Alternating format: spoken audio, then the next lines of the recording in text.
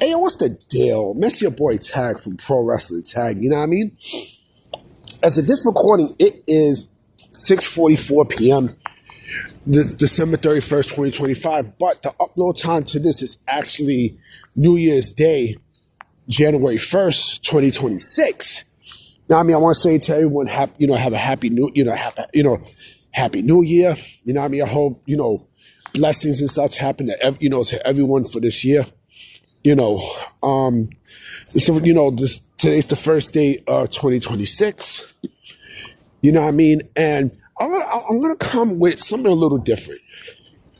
Usually I would talk about this like on a Sunday where I do my discussions and such. But, I'm watching, I'm in Mama Tag's house watching TV, just killing some time. Right? This is around 5:30.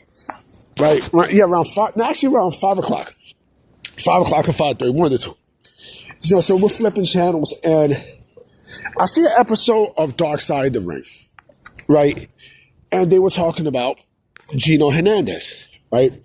Gino Hernandez at the time, back in the 80s, was an up-and-coming superstar, who was a prominent figure in world-class championship wrestling. But his career in life was cut short because of drugs. And, all these stories that you hear about wrestlers in the 80s, even the 70s and such, 70s, the 80s and 90s, the drug use was very, very heavy. It was extremely heavy. Like every single episode I've seen of, almost every single episode I've seen of Dark Side of the Ring, it was always about drug use. And it's crazy when you think about it. It's insane when you really sit down and think about, the tough times of these pro wrestlers and such from the 90s and the 80s and the 70s, especially like around my time, you know what I mean? Like, in the 90s where, when you had people like drinking it up, motherfuckers were taking painkillers and stuff. It was crazy. Man, at the time, like it was rare for a wrestler to be straight edge. It was very, very rare. Right? I mean, look at the Click, right? Everyone with the exception of Paul Levesque were heavy into narcotics and substance use, right? And for some, it cost them. I mean, it really cost them, and it's crazy, like when you think about it. But mostly it was like painkillers and such, right? Definitely painkillers for sure, because they're out on the road like crazy. You know what I mean? Like both the WWE and this is not, fuck this war. Fuck this WWE, AEW war in this conversation. This is basically a cautionary tale. I don't know how things are now in professional wrestling. I don't want to sit here and make assumptions and such, But to me, it kind of seemed like, and I could be wrong. But I think to me, like on the indies and such, I feel like things have like toned down a lot in terms of, the drug use and such. It seemed like drug use has been, it's not compensated. Fuck, I mean compensated. It was traded. It was traded for like video games and doing TikTok videos and all this other shit, right? I would rather have that than, I would let the wrestlers do that, right? As opposed to, being high on cocaine and drinking and, high off of, painkillers and all that shit. I mean, because the toll that these wrestlers took in their body was insane. And again, we're talking about like, at that time, like, where, drugs was rampant. I mean, drugs was rampant everywhere, especially in professional wrestling. Like I said, they were taking painkillers. They were taking so much shit. that, ultimately at the end, I mean, look what happened. And like I said, if it's not drugs, then it was suicide. I mean, if it wasn't drugs, then it was suicide. Chris Canyon was a great example of that. Chris Canyon. Who else did I see that was completely fucked up? I'm trying to think of somebody else who I seen that was like, was it Bam Bam? Did I see? I think it was Bam Bam.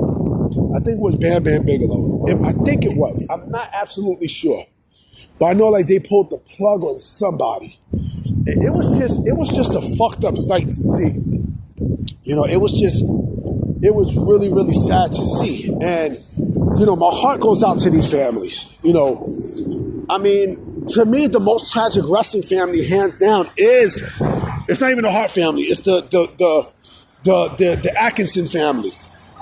To me, the Atkinson family was the worst. And for those that don't know what the fuck I'm talking about, the Atkinson family is also known as the Von Erich family, right? Everyone with the exception of Kevin was beyond, they had a fucked up demise. A really, really fucked up demise. I mean, it was crazy when you think about it, right? It was fucking insane. And with Kevin alone as the main, as the main family member from that circle, it's like even more heartbreaking. Gino Hernandez, even though he was not part of that family, he still had a very, very, very close link to the Von Erich family. So much so that you would think he was, that he was a Von Erich member, right? And he unfortunately was part of that tragedy. It's sad when you think about it, right? It's really, really sad.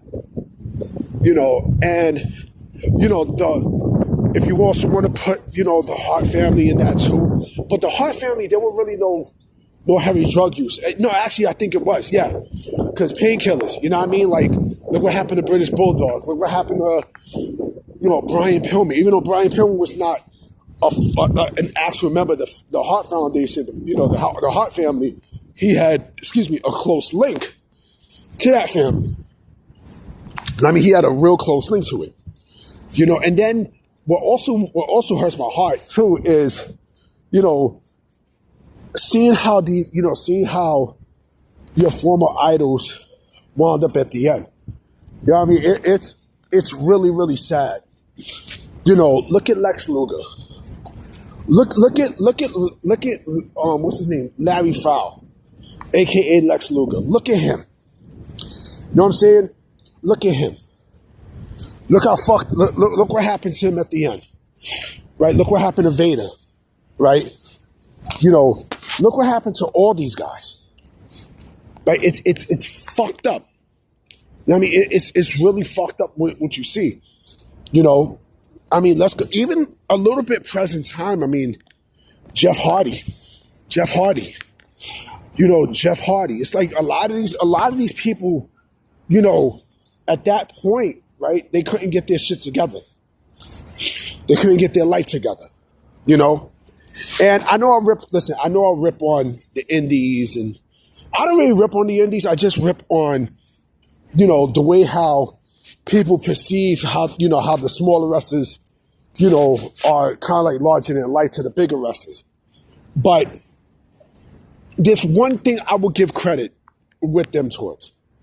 One thing, right? I think nerd culture might have saved, the lives of pro wrestling in terms of, being healthy. Because as much as I bash nerd culture and such, and how, the nerds and geeks pussified pro wrestling, if there's one thing to me that it did, honestly, that's doing now, and again, I could be wrong, but for what I see, I don't think I am. I think it creates a safe zone for wrestlers to occupy their time with something other than substance use. I would rather fucking play video games for 4 to 5 hours, right, than to be in the corner just sniffing it up. That's just me. That's just me. I mean, that's just me, period. And again, like after seeing the shit with Gino Hernandez and seeing the stuff from Dark Side of the Ring, which is it's a great program. You should watch it. It's really, really good. I think for wrestlers today and tomorrow, I think, it's a big cautionary tale. It is a huge cautionary tale on what not to do. Because like I said, a lot of legends just passed on because of the drugs and all this shit. And it's sad. It's really, really sad. Anyway, guys, I'm about to be out. I will be coming with another video tonight for sure. Know what I mean? But once again, you know what I'm saying? Happy 2026. You know what I mean? And I'm going to holler at y'all. Peace.